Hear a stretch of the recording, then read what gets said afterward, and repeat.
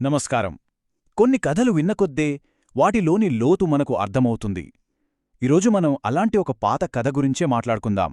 వేటగాడు మరియు పావురాల కథ. ఇది కేవలం పక్షుల గురించిన కథే కాదు, మనందరిలో ఉండే ఆశ, దురాశ గురించి, మరి దాన్నే వివేకంతో ఎలా ఎదుర్కోవాలో చెప్పే ఒక అద్భుతమైన పాఠం. అనగనగా ఒక అడవి. ఈ మాట వినగానే మన కళ్ల ముందొక పచ్చని, ప్రశాంతమైన ప్రపంచం కదులుతుంది కదా. అవును, మన కథ మొదలయ్యేదే అక్కడే, ఒక పెద్ద మర్రి చెట్టు నీడన. ఆ అడవిలో ఆ ఉదయం చాలా ప్రశాంతంగా ఉంది. ఊహించుకోండి, చల్లటి గాలికి ఆకులు కదులుతున్నాయి, పక్షుల కిలకిలా రావాలతో ఆ ప్రాంతమంతా నిండిపోయింది. అక్కడ జీవించే వాటన్నిటికీ ఆ పెద్ద మర్రిచెట్టే ఆధారం. దాని కొమ్మలు ఎన్నో ప్రాణులకు ఇల్లులాంటివి. ఆ మర్రి చెట్టు అంటే ఏదో మామూలు చెట్టు కాదండోయ్, అదొక పెద్ద టౌన్షిప్ లాంటిది. ఎన్నో రకాల పక్షులు, వాటి గూళ్ళు, ఎప్పుడూ ఒకటే సందడి. ఈ హడావిడిలో లఘుపతనకము అనే ఒక కాకి కూడా ఉంది. అది చాలా తెలివైంది, చుట్టూ ఏం జరుగుతోందో ఎప్పుడూ గమనిస్తూ ఉంటుంది. అయితే ఆ అడవి ప్రశాంతత ఎక్కువసేపు నిలవలేదు. ఏదో ఒక ప్రమాదం నెమ్మదిగా అడుగులో అడుగు వేసుకుంటూ వస్తోంది. ఒక వేటగాడొచ్చాడు. ఇక ఇక్కడ్నుంచి కథ ఒక డేంజరస్ టర్న్ తీసుకుంటుంది. అడవింకా పూర్తిగా నిద్రలేవనే లేదు, కాని ఒక ప్రమాదం అప్పటికే అక్కడ పొంచి ఉంది. ఒక వేటగాడు తన మోసపూరితమైన ప్లాన్తో చాలా సైలెంట్గా సరైన టైం కోసం వెయిట్ చేస్తున్నాడు.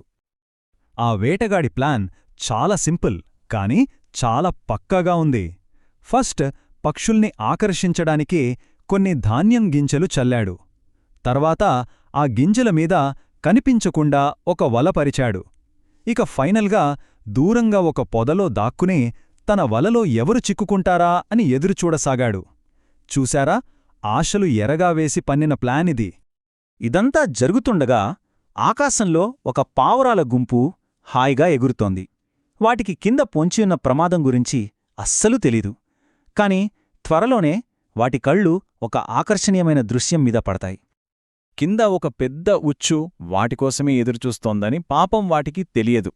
స్వేచ్ఛగా, సంతోషంగా ఆకాశంలో విహరిస్తున్నాయి. అడవి మధ్యలో అంత సులభంగా ఆహారం దొరకటమంటే మాటలా? ఆ ధాన్యపు రాశిని చూడగానే వాటిలో ఆశ పుట్టింది. ఇంత ఈజీగా దొరుకుతున్న విందును వదులుకోవడానికి అవి అస్సలు ఇష్టపడలేదు. ఇక్కడే మన కథలోకి హీరో ఎంట్రీ ఇస్తాడు. ఆ పావురాలన్నింటికీ రాజు, చిత్రగ్రీవుడు. చాలా తెలివైనవాడు. మిగతా పావురాల కోరికలకు, అతని ఆలోచనలకు అస్సలు పొంతనలేదు. ఇదే కథలో అస్సలైన టర్నింగ్ పాయింట్. మిగతా పావురాలన్నీ ఆశతో కిందకు చూస్తుంటే రాజు చిత్రగ్రీవుడు మాత్రం ఆలోచనలో పడ్డాడు. అసలు మనుషులు తిరగని ఈ అడవిలో ఇంత ధాన్యం ఎలా వచ్చింది? ఈ ఒక్క ప్రశ్నలోనే ఉంది అతని వివేకం అంతా.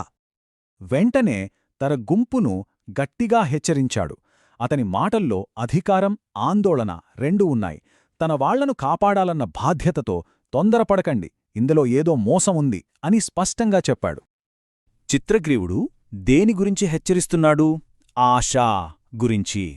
ఈ ఆశ లేదా దురాశ అనేది ఎంత పవర్ఫుల్ అంటే అది మన ఆలోచించే శక్తిని కమ్మేస్తుంది. మన కళ్లముందున్న ప్రమాదాన్ని కూడా ఒక మంచి అవకాశంగా చూపిస్తుంది. చిత్రగ్రీవుడికి ఆ విషయం బాగా తెలుసు.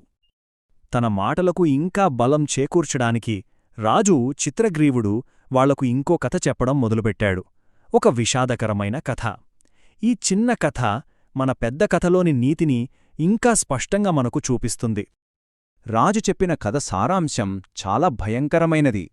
ఒక బంగారు కంకణం కోసం ఆశపడిన బాటసారి చివరికి పులినోటికి చిక్కి ప్రాణాలు కోల్పోయాడు.